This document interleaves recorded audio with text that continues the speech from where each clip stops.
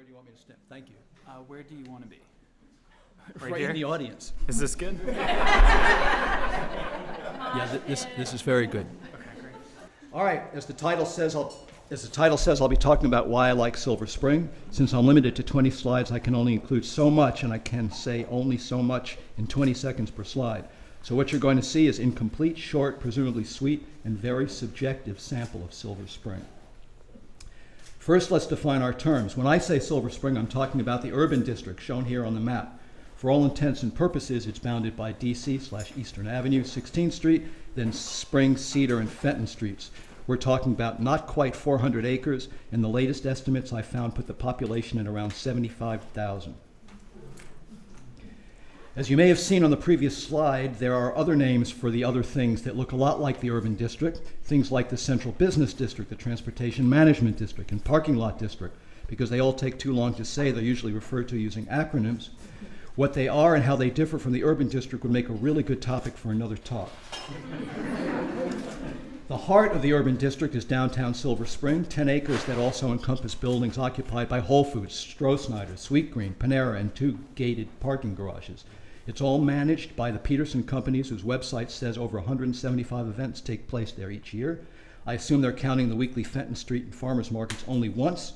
By the way, there's a mistake on this slide. Oh, sorry. Too late. And now for the restaurants. A major reason why I like Silver Spring, we have plenty and a wide variety of them. 40 are shown here and a few appeared on the previous slide. Of course, there are many more than that. If you don't see one of your favorites on the slide, blame it on screen space and limited time. Full disclosure, I deliberately omitted large chains. Same goes for coffee. Our sponsor, Lamano, is great and generous, but fortunately we don't have to go as far as Tacoma Park to perk up. I prefer local shops, but I include Pete's here because a lot of folks I know hang out there, and it seems local to me. And though I'm delighted the Kefa Cafe is doing business in the library, I look forward to the reopening of its original location. All right, which brings me to the subject of places that are closed forever. I love Silver Spring because it's always changing, and this slide shows a sampling of some recent departures, but let's also observe a moment of silence for Office Depot, Zensei, twice I think, and most recently, City Sports.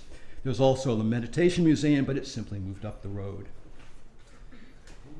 And some things go and some things come. Some take a while to arrive, and when they do, we celebrate them, or we don't.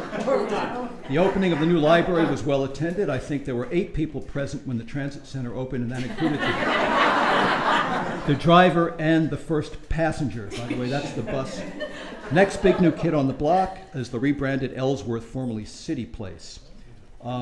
We don't just celebrate new stuff, we celebrate pretty much everything all the time. We're a diverse community that routinely comes together to listen to music, sample exotic cuisines, or march in parades. According to the 2010 census, minorities in Silver Spring are now the majority, and I'm pretty sure that doesn't count the recent influx of zombies that show up every Halloween. And of course, events don't just magically happen. They're the product of many people working very hard behind the scenes to create them. Here are a few organizations whose local events also build and sustain community connections. If any of these organizations are new to you, you should check them out. Major events typically require the resources of an organization, but many smaller community events happen because of individuals. That's where Meetup comes in. For those not familiar with the website, it's basically a social media platform designed to get people to meet face to face. I'm a member of 20 different meetups, nearly all of which host events in Silver Spring. This slide shows more of the types of meetups that are available locally. On the left are 12 groups that I'm a member of. On the right are 4 more that I probably won't be joining, but they might be of interest to some of you. I found 33 with Silver Spring in the name, but there are a lot more than that meet in and around the urban district. Social events alone don't make a community, of course. Citizens need opportunities to become and stay engaged, and there are lots of ways to do that here. Listed are 5 committees you can apply to join, or you can simply attend their meetings. They're open to the public.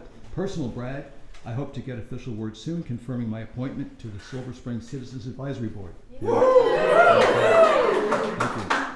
you. Here are photos from, there are also many one-off opportunities to engage, and some photos here of a placemaking charrette that allowed residents to provide input on enhancing public safety, use of green space, and a holistic look and feel for Silver Spring. There's the bike summit that kicked off the county's bicycle master plan, and a small gathering to celebrate the 5th anniversary of Capital Bike Share. And let's not forget arts and entertainment venues, which also provide opportunities for community engagement. The urban district is also an arts and entertainment district, meaning individual artists and art organizations that move here get various tax breaks.